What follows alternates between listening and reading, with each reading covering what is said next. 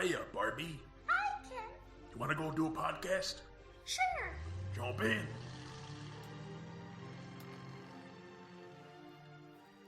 Ladies and gentlemen, fillies and gentlecolts, dragons of all ages, and everyone else, welcome to Pondering Pony.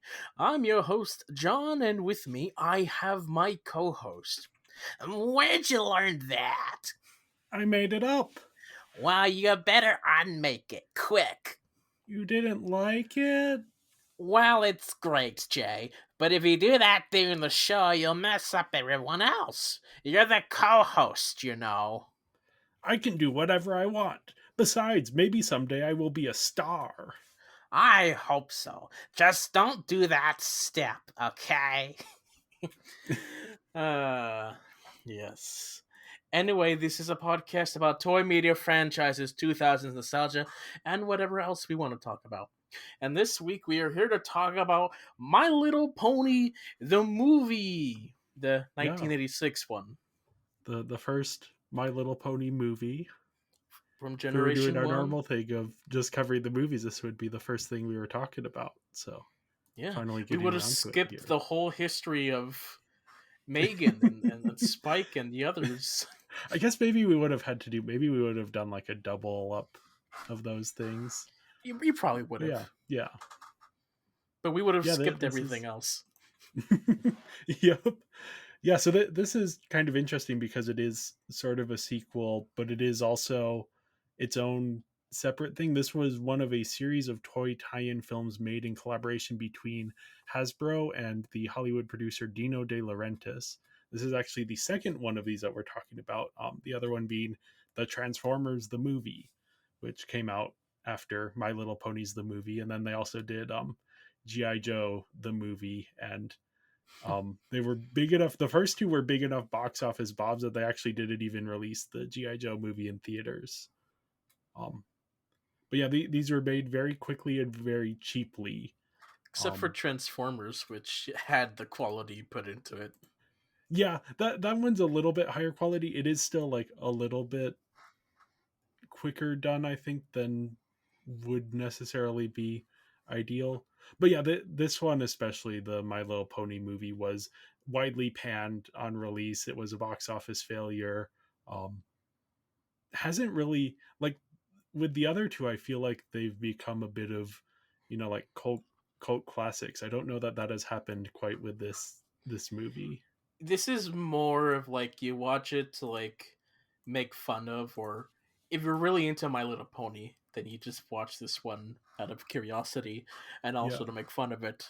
But it does have its fans out there. Oh yeah. Yep. This was released June 6th, 1986, directed by Mike Jones, who did a bunch of like art department stuff for various other shows and movies, and then also after this directed a bunch of Adventures in Odyssey animated specials, which I don't know that I've seen any of those, but I've seen a couple. Okay. I think maybe, I don't know. I was very young, so they weren't mine. And then we have a bunch of uncredited directors here: Jerry Chinique, Ray Lee, Akinori Matsubara, Margaret Nichols, Hung Sung Oh, Karen Peterson, Tom Ray, Robert Shellhorn, Greg Vanzo, and Gwen Wetzler. So I assume these are like all the directors that we're going to see throughout the show, because IMDb was really weird, because when you go to like the episodes of the show after this, they're all credited for each episode. Okay. And that's how it is like in the credits as well. There's like, here's like the show directors, all of them. Which one directed which episode? We don't know. Yeah. I wouldn't be surprised if some of these people are doing the directing the voice acting, and some are directing different things. And then like we have I'm assuming that Akinori Matsubara is that sounds like a Japanese name, and there was animation done by Toei Animation, and then a lot of the animation was done by a Korean studio. So having Hyung Sung Oh, I would not be surprised if they're sort of the directors for the separate Japanese and Korean production companies that were working on this. Possibly. But yeah, this is written by George Arthur Bloom once again, who of course has written all of these My Little Pony specials before this. We have story consultants Roger Sliffer and Buzz Dixon. Both of them worked as writers on other toy related projects, including the Transformers and G.I. Joe movies and shows, and the Teenage Mutant Ninja Turtles animated show as well. And Don't you mean the then, My Little Turtles? yes, My Little Turtles. Yeah, then Sliffer wrote for several of the Lego DC crossover things, like the different shorts and then some of the video games. Also, did some work on the Injustice video game and is one of the creators of the DC character Lobo. So you mentioned like the Injustice and Lego DC. I don't know if he actually wrote for those, but since he is co-creator for the character of Lobo, anytime Lobo appears, he also gets credited for Okay, being a part of it. that might make sense. There were on IMDb there were specifically things where he was credited as creator of the character, so it wasn't Yeah. entirely clear if some of them, most of them were saying written by. So I don't know. I don't know Okay. if they were doing a good job distinguishing which were actually written by and which were um, just the character by. But yeah, we have animation by Sunbrow Productions, Marvel Productions, and Toei Animation. Once again, these studios that are coming in and collaborating on this. And then music by Robert J. Walsh, who I believe he had done the music for the specials as well, right? Yeah. Yeah. And then songs by Tommy Goodman once again. Yeah. The story for this film, the if you can determine the story for this film. It's spring and the ponies are having a festival with iconic springtime fixtures like a maypole and bobbing for apples. And the Spring. babies, yeah, spring. Yeah. Apples, very springtime food, and maypoles. Yeah. It's in the name, May. Yeah. uh and the babies put on a dance show, but baby Lickety Split tries to upstage everyone else, accidentally knocking everyone down. And after being admonished by the other ponies, she decides to run away, and Spike follows her. But in the nearby volcano, Hydia, the witch, and her two incompetent daughters create the Smooths, a purple muck that they send to destroy the ponies. The schmooze flows over the land, covering Dream Castle. Oh no, not the toy line. But Wind Whistler flies off to get Megan and the Rainbow of Light. But the smooze is too powerful and it swallows the rainbow. And so Megan and some of the ponies go to find the Moot Chick and see if he can help. Instead, he does a quick episode of House Hunters International with them to get them a new place to live. The Paradise Estate in stores now. Get it while supplies last. Yes. Yes, that fun thing. So the Moochick also gives Megan a map to find the Flutter ponies in Flutter Valley. And meanwhile, Lickety Split and Spike get stuck in a cave and meet the Grundles, survivors of a different Schmooze that attacked the far off kingdom, or the precursor to Smooze. They rescue Morning Glory, a flutter pony who had fallen in a well. Help, help. Lassie. Anyway, after some misadventures, Megan and the ponies arrive in Flutter Valley, but the Flutter ponies don't want to help until Morning Glory and Baby Lickety Split convince them to change their minds. And so they use their wings, their Vietnam War attack helicopter patrol to blow the Smooze back into the volcano with her napalm wings, and the ponies decide to leave Dream Castle to the Grundles so they could have it. And then the ponies move into the Paradise Estates, where it has everything a pony needs. Pink, pink, and more pink. Oh. No, I don't know if you have this issue.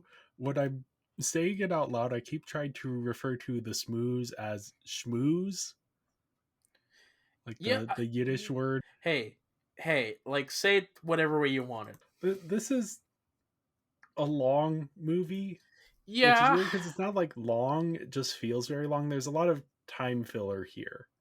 we have so many Yeah. like adventures going on at the same time. Like I think we have like at one point four different separate adventure parties that we're following because we have Parties. Meaning lots of characters in each party. Yeah. yes, because we have Lickety Split and Spike Baby and the lickety split. Grundles. This baby Baby Lickety lickety Split. split. Is there an adult Lickety Split? Yes. Oh, Yes. good. There's another This is a lickety Mario split. Kart situation.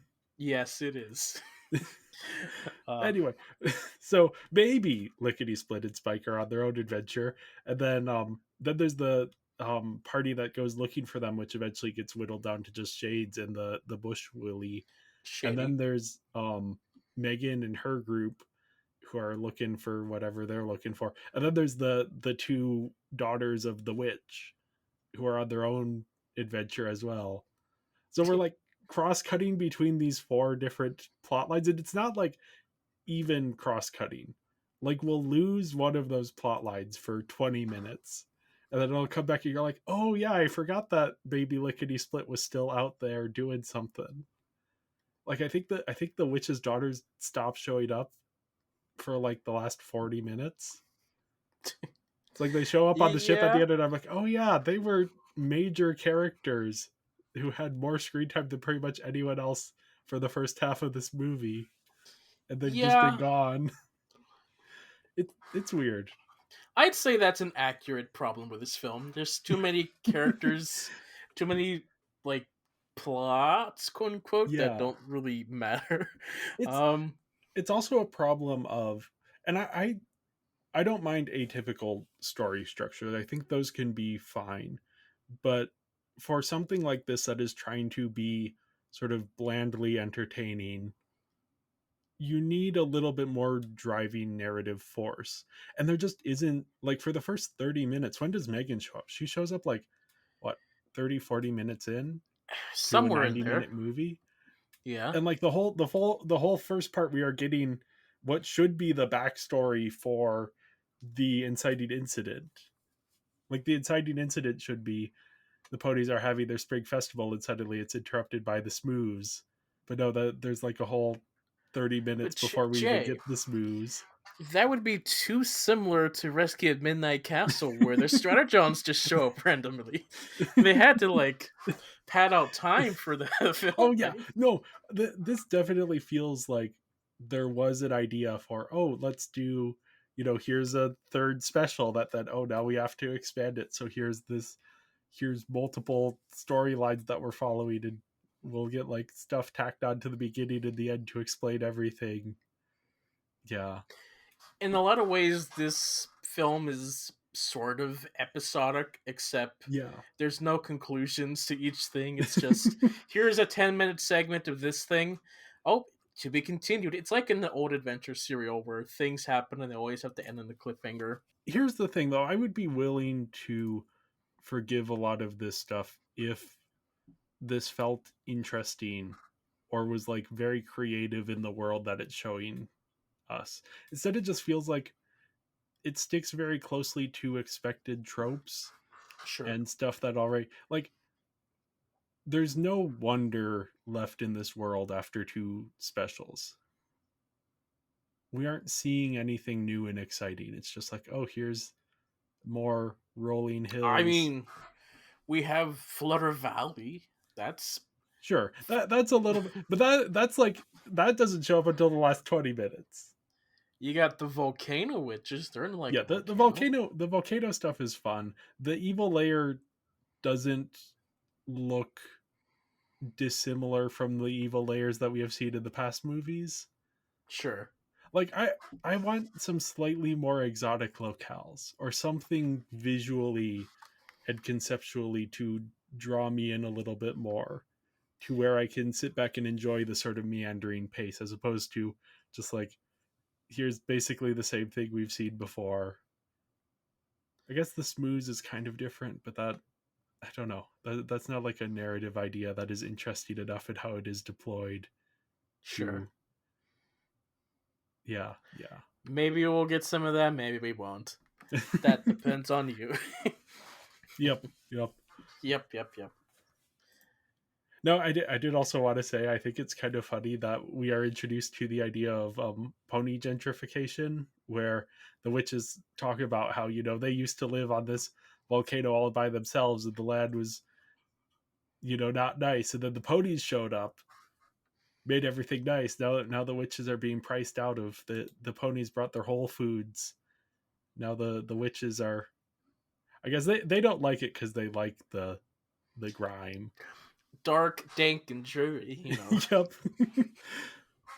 But yeah, I just thought it's kind of funny. I had assumed that the ponies had just lived here since time immemorial, but no, they'd like showed up with their whole Um, foods in their coffee shops and their electric scooters. yeah, I don't quite think that's correct for this generation, but sure. That is That's literally what the witches say. pretty much, yeah. But still, we don't get those stuff until later generations, Jay. This is still a Okay. fantasy world. So they show up with their castle moats and their Oh, I see what you're saying. yeah, with their Yes. maypoles and Maypoles and apples. apple bobbing Yeah. in springtime. Those famous springtime activities. Yes. That's what the pony gentrification is, They don't have the Starbucks yet. They have ye old oats and water and Oh. Yeah, I see whatever. you have some notes Again, here. yeah, these are my notes for my rankings. Yeah, again, like we said, the story yeah, there's a lot of just random stuff that happens that pad out the time. Some of it can be funny, some of it's just like, oh, it's like the characters, they go around in circles when they meet Og. Um, just again for padding out time. Yeah. Becomes it becomes more of an issue in the very next special. Um, Oh, fun. yeah, which yeah, we'll get to that. Um, Yeah. yeah, you could really tell there's a lack of like necessary material for the running time. You could probably cut out a whole bunch of this and just get like a nice 30-minute thing. Yeah. Quick pace. Yeah, there's also too many characters. We'll get to characters later, but there's too many characters that watching this for the first couple times, I had a hard time keeping track of what ponies were in this film, who's who. Me Yeah. finally after watching this for like what the fifth time, I'm like, oh yep, I know that character, I know that character. Oh yeah, okay, I get it now. Um, I'm in the loop now. But for someone like you, back in that time, yep, I was very confused about what's going on. So yeah, I I'm never confused. I do not remember which of the characters are which, especially for like the not important ponies. yeah. I mean, give it time. Even then, I even then, I have no motivation to remember who these people are. If yeah. if the movies or shows don't go out of their way to make them memorable, that I'm just not gonna grab onto them. Yeah, it's interesting. Like from the first moments of this, the opening credits, we're getting, it feels very time filling. We're getting this montage set to just like pleasant but not particularly remarkable music of like all of the woodland creatures going about their springtime thing. It reminded me a lot of Bambi, but Mm. where Bambi benefits from, this is a very patient film, a very artistically done film with just like really, really impressive animation. This is very much the budget version of that. The animation isn't quite there. It's fine for what it's doing for the most part, but it isn't like, you can't build a sequence around look at how good this animation looks the way that you can with No, Bambi. With no. Bambi, you're watching it, you're like, oh, they just really captured how these animals move. Here it's like, oh, there's a raccoon. Cool. Oh, baby lickety split is stepping on Spike and he's spazzing out. It's all weird looking. um, yeah, yeah. I don't know. Bambi is one of my favorites of the Disney I films, so I don't I care for was Bambi. Yeah, it's definitely an odd one that like you're either on the wavelength for or not. But having the parallels here was making me appreciate Bambi even more. Okay. Yeah. And that is like throughout the film you're getting this feels very Disney-ish in a way. Even the other specials haven't quite had that. Megan gets her Disney princess moments. We're getting these Bambi illusions. It was interesting. One of the reviews I was reading, um because I read a couple reviews, was talking about how like, oh yeah, this isn't a Disney movie. It wants to be a Disney movie, but it's nowhere near that level. And maybe it doesn't want to be a Disney movie, but I could see where that's coming from.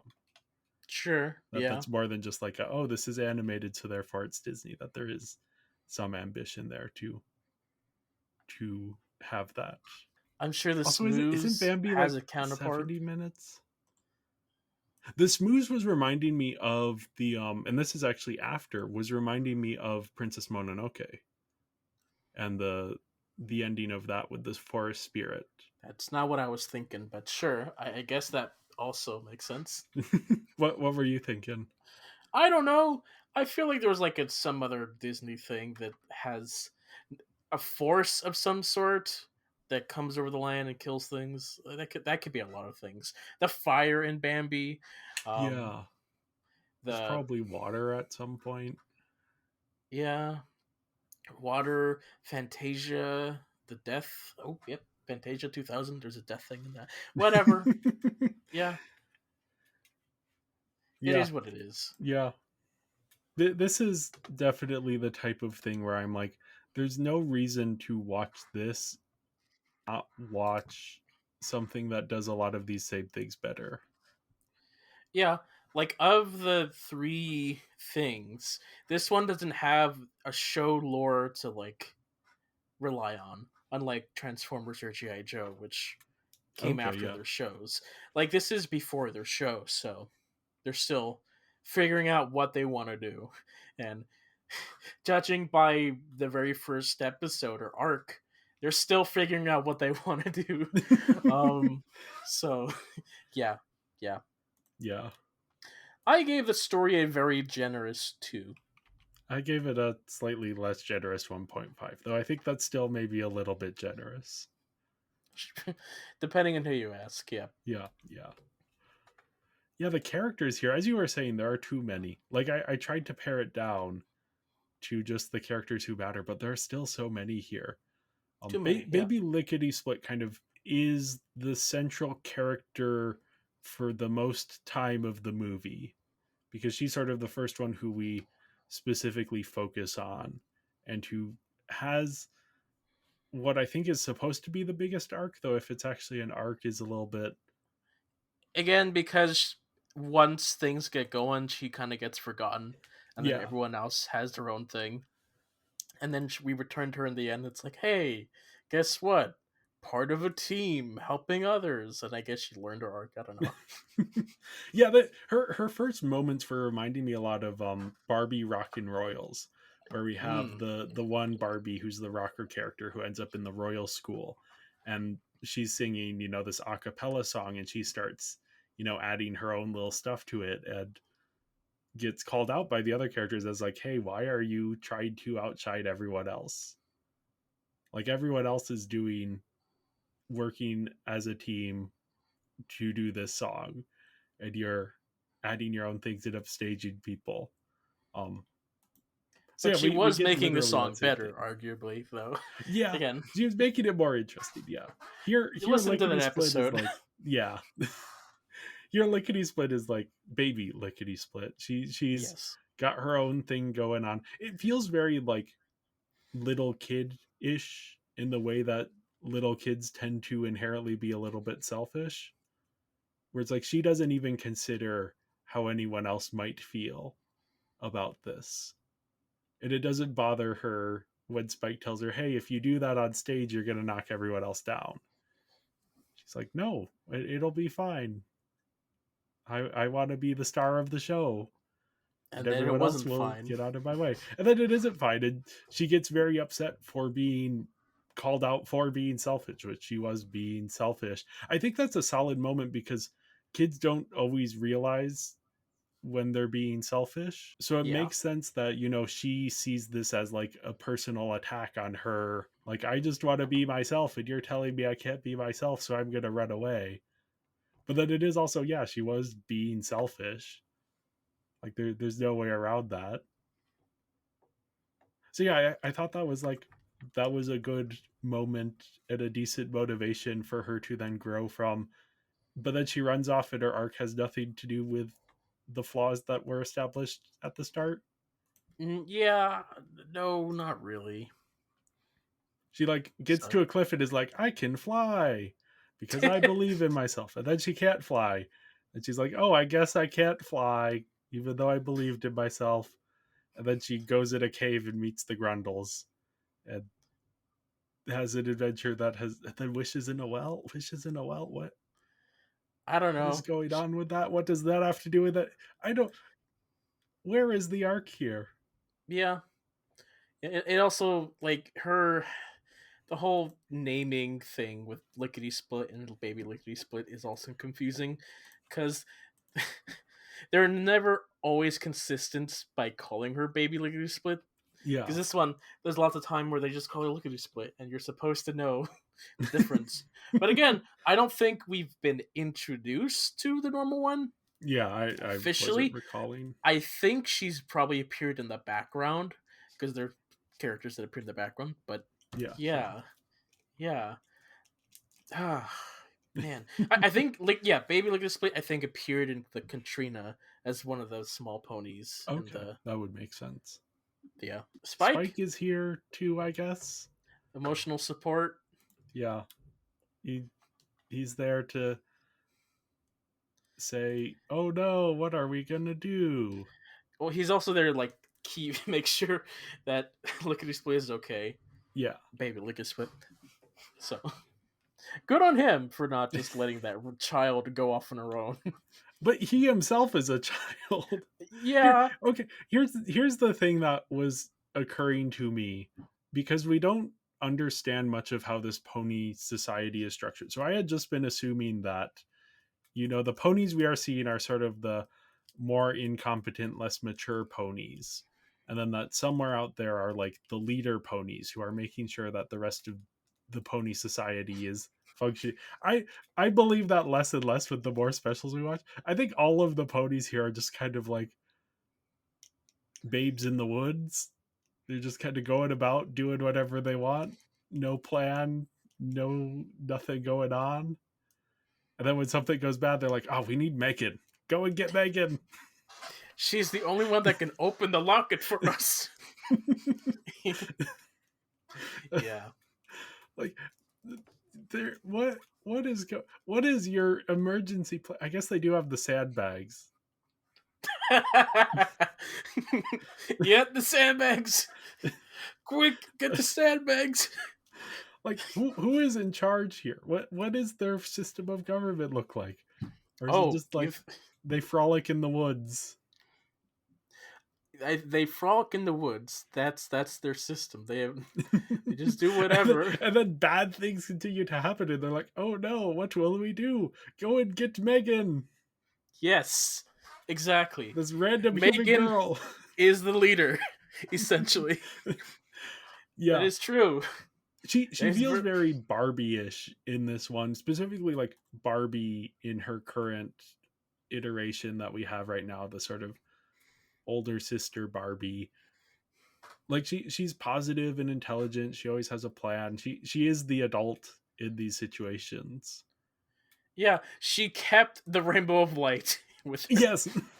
Well, every time something goes wrong, the ponies have to go and get Megan. Yeah, except before the ponies, they were the ones that had the rainbow of light, but this time Yeah. Megan keeps it with her. I have a, I have a joke theory about that. Um, I'll reveal it in a later Okay. episode, Okay. but yeah, I It think just seems Megan like has very odd. plans. It's like things keep going wrong. why don't you have the powerful artifact that is supposed to protect your group? Well, here's the thing. Even if they had the powerful artifact, I don't think they could use it.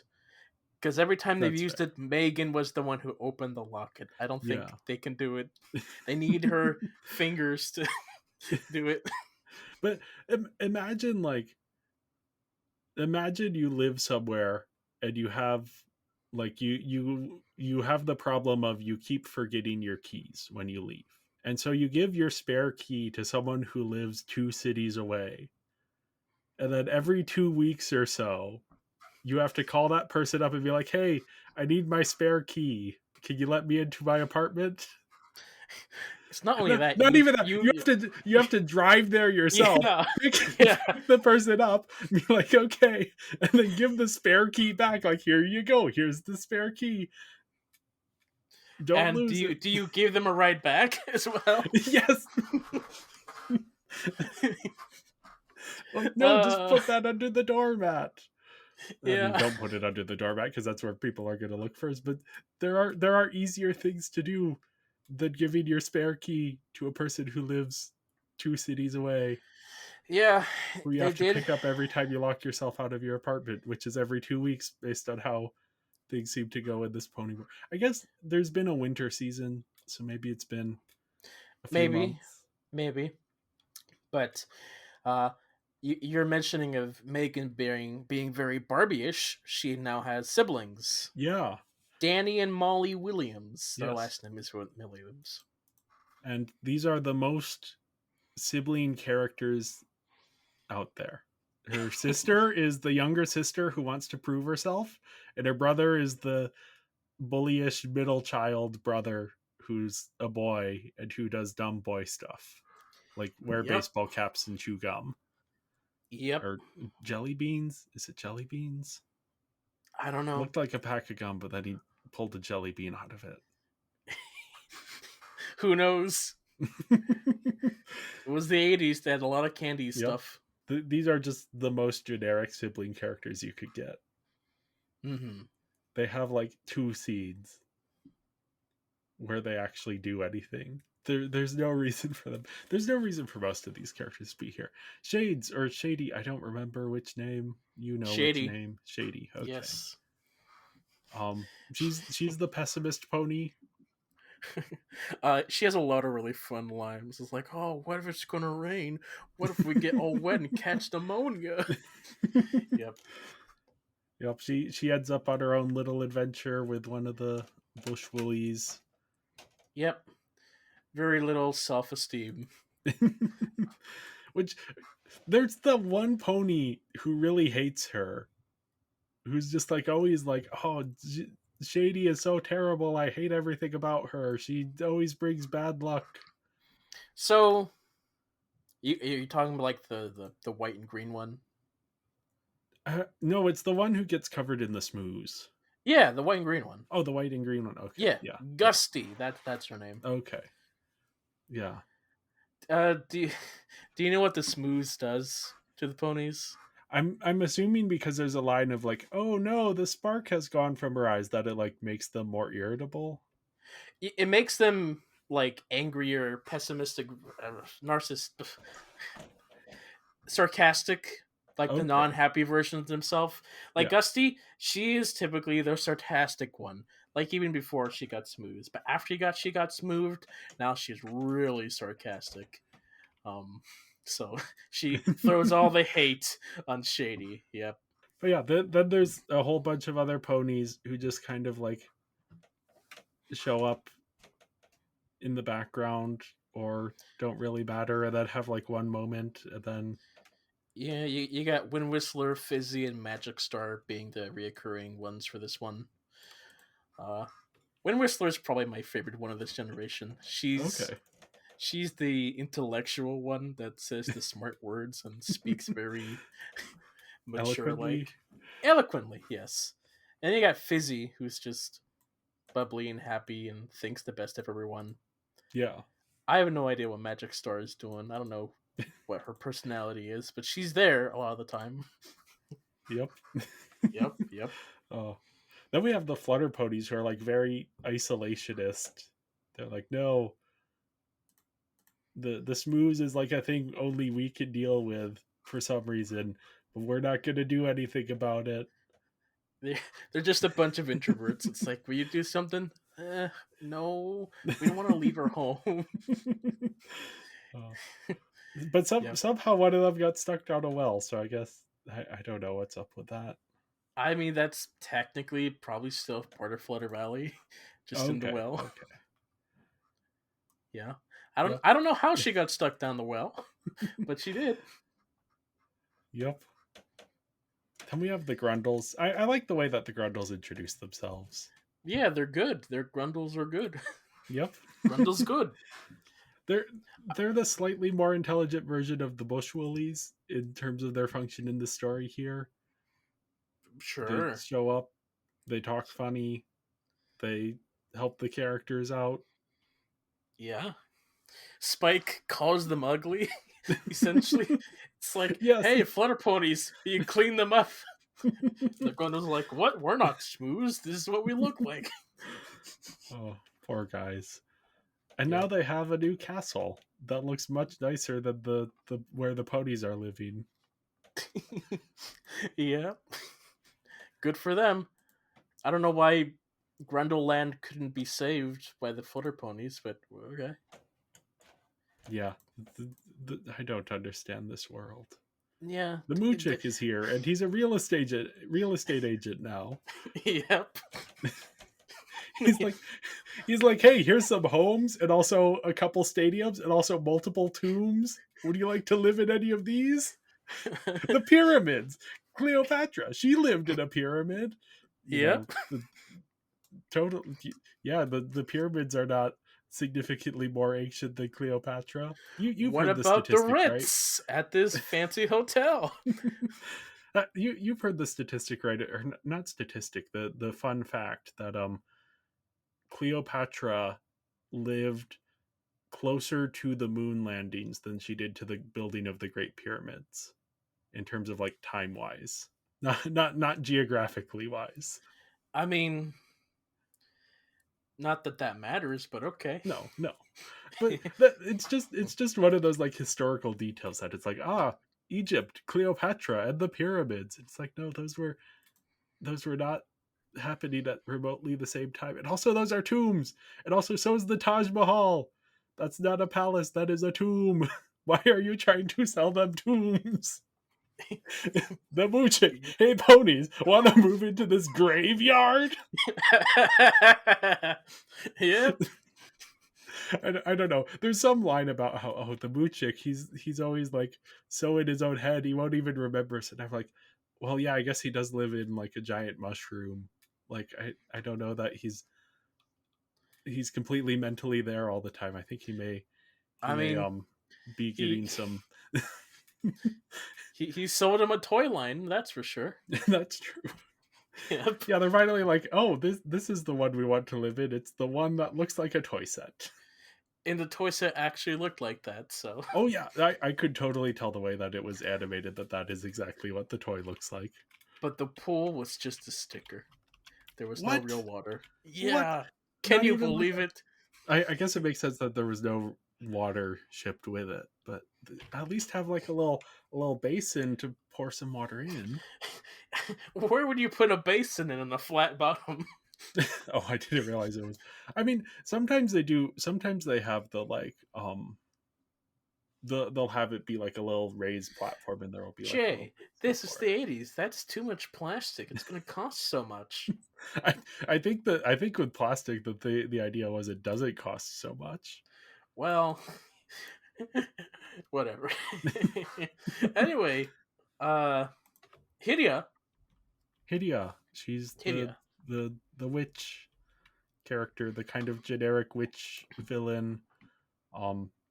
Can't get good help as evil characters never can. Her dysfunctional relationship with her daughters, like she cares about them but is also very exasperated with their incompetence. It's this mixture of the mother-daughter relationship with the I mean, evil villain cares henchperson relationship. is like a strong term. She wants them to be evil. She doesn't want them to call her mother. She's sure care. That's a word. I think it goes deeper than that. I think there is an affection there as much as there could be, which makes the I relationship slightly more interesting than just the generic villain hench person relationship. hmm, Not sure. much, but slightly. Sure, yeah. Yeah, Rika and Draggle are very much the bumbling henchmen characters who just also happen to be the villain's daughters. Yeah, they're there They do have too. some fun misadventures. I think maybe just because the stuff they're doing doesn't resemble much of the stuff that we have seen before, that I've felt a Hmm. little bit more positively about that stuff. Yeah, but a lot of the stuff could take a long time. Like the Yeah. flume scene took a really long time and was really um But concerning and weird. you know okay, that is true. The flume is a very handsy plant, very Evil Dead. Um but that scene, the flume, it shows up and I'm like, oh, that is something that I have not seen in one of these pony things before. Yeah. This is at least slightly more interesting than some of the stuff that is happening here. It Okay. is also a weirdly handsy plant, but Yeah, I mean, it stepped out of Steamboat Willie. I Not a gave the pony. characters a 2. I gave the characters a 2 as well. That's probably generous, but we'll go with it. If I lower my scores too much, this is going to end up as my bottom ranked thing, and I don't think it's quite that bad. Sure. Visuals. Visuals, yeah. Um, you can tell that this was made cheaply and quickly. I mean, compared to the other ones, the other films, sure. I think compared to like what we've seen before with ponies, it's like kind Yeah, of on the same par. yeah. It's definitely of that era. I In the past I have felt a certain affection for this type of animation, but for some reason watching this I was not feeling that. I think maybe just because we've gotten 2 shorts already that have the same visual style, Sure. and I'm a little bit bored of it. I mean, this being a film, you'd expect something a little bit more. Yeah. Um, but I think it's just there's a little more fluidity, quote unquote fluidity to the movements. Yeah. I did like some things here. I liked some of the designs. The villain layer exterior, I think having it like perched precariously in this volcanic crater, that's cool. The Moochik's house, they updated it a bit. It looks like a nice place to live. I mean, it did before as well, but I'd live there. The whole house hunter sequence as well. We're getting some interesting locales and stuff that feels a little bit more exciting than the rolling hills and whatever else. What's funny is like the ponies show up to the Moochik's land. They open the gate. It's like, oh, that's weird. The Moochik never leaves his home. Meanwhile, they checked nothing. They didn't even go Yeah, to the no. house. He's literally just sitting there playing like 4D checkers. Actually, it's 3D checkers, but yeah. Yeah, yeah. I love the design of the smooze and the way it flows over things. It has like a very specific texture to it. And That's then where when the they animation went. To the Yep. smooths. Yeah, the way like the faces will pop out of it. Yeah, that stuff's cool. And then like the villains have this cool ship that they're sailing over it with. I like that stuff. Yeah, yep. Yep, when the smooths was moving, that's you can tell that's where they put their money into. And yeah, the smooths looked pretty cool when he was Yep. moving. Yep. Uh, I feel like Schmooze. so much of the oh, I should do the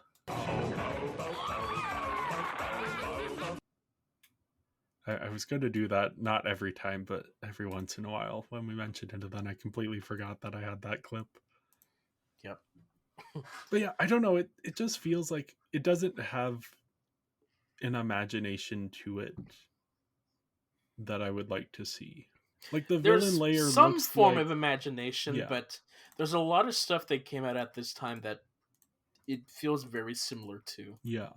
Like the which makes villain sense. layer, the interior of the villain layer, I think is a really good example of this. Of there's nothing interesting going on there. It's like caves and weird and staircases and stuff. It just looks like exactly what I would expect generic villain layer to look like in a fantasy thing. Sure, yeah. It's like I want to see something a little bit more interesting. Okay. I don't have an opinion on that. It is what Okay. it is. Yeah, Yep. I gave the visuals overall a 2 out of 5, maybe a bit harsh, but yeah, I was not feeling inspired the way I have with other things I of suppose. this era. I gave it a 3. I guess it is. It's hand drawn, so there's a quality to that I enjoy. But it is, yeah, it is what it is. Yeah, that brings us on to the performances. We have some pretty big names here. Danny DeVito as the Grundle King. He's fun. Yeah, I feel like it's a waste of Danny DeVito, but yeah, he's here. Madeline Kahn plays Dreigel. Cloris Leachman plays Hydia. Rhea Perlman, who played why am I blanking on her name? The creator of Barbie in live action Barbie. Oh yeah, Um, Rita, not Rita. Rose, Ruth. Ruth Handler. Yes, Ruth Yeah, Handler. Yeah. Tony Randall as the Moochick, I believe, coming back, right? yeah, he came back for that. Yep, there was. Yeah, Madeline Kahn. I didn't really know her when I first saw this. All I knew was Danny DeVito, but after watching films, she's fun. Yeah. Yeah, I think everyone is doing. I mean, this is still very much 1980s voice acting, but it is. We have some fun performances here. Yep. A lot of the same people we've already seen, with Tammy Anderson, uh, Nancy Cartwright.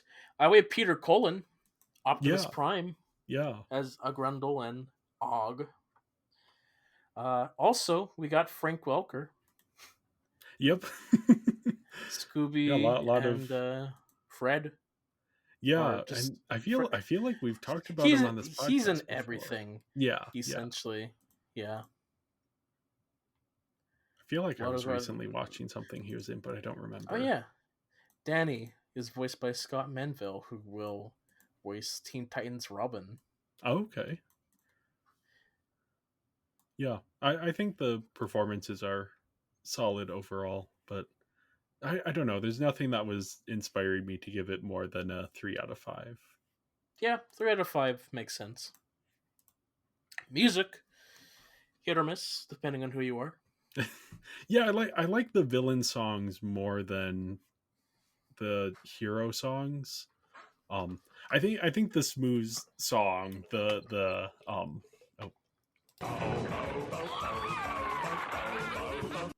that one's a fun song. That's the one people will remember the most because, like, Okay. nothing can stop this smooth. Um, I like the one in the well just because I like the duet with Morning Glory just singing, Yeah. crying for help. Yeah, I Um, want to go back and listen to that and see if I can pick up on the, because it feels like that could very easily be like a really clever writing thing, or it could just come across as very lazy. So I'm curious which one it is. sure. Grundle's good. I don't know. I didn't let that song fool me. The Grundles were definitely the villains in this film. They weren't good at all. Um, Home, the House Hunters, Megan. There's always another rainbow. She she sings. She belts out in this one, Yeah, but it's yeah, not the most memorable of hers. Yeah, yeah. songs. You like them or they're there. Yeah. Yeah, I give the music here a 3 out of 5. So did I, which leaves me with a total score of 13 out of 25, which is a 52% or a 2.6 out of 5 stars. Yep, and I have an 11.5 out of 25, which is a 46% or a 2.3 out of 5 stars. Yeah, well, that was the first My Little Pony movie, Yeah. and they never made another one since. I mean, they've made several, but yeah, yeah. It is Yeah, interesting that, I guess, since this was such a big box office flop, it didn't really inspire them to make more immediately. Yeah, most of their success was on TV, so that's where the next phase, which the TV show didn't come out too long after this one, just like a couple Yeah. months, so they probably already knew what they were doing by this point. But yeah, Yep. it's a fun one to revisit, but when I look at Generation 1, there's a lot of others that I prefer over this one. But Okay. if you're like a newcomer to ponies, like this is probably one to check out just to Yeah. see historically what things were like. I would say start with one of the specials before this because those are shorter and therefore easier to Yes. sit through. But yeah, this isn't the worst thing we've seen for this podcast. It's not Yeah. Adventures of Buck Wild. Yeah. Although that one had more of a narrative. It did have more of a narrative. Yeah, it did. Oh But is boy. narrative really the important thing in this?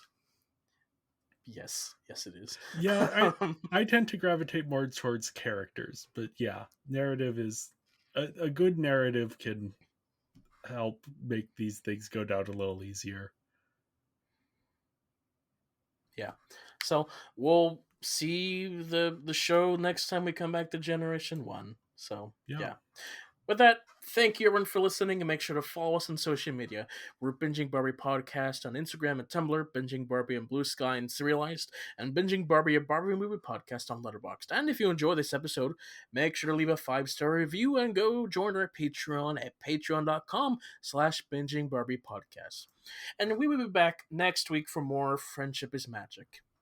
And until then, nothing can stop the smooths. Bye, ponies. Bye. Shoot.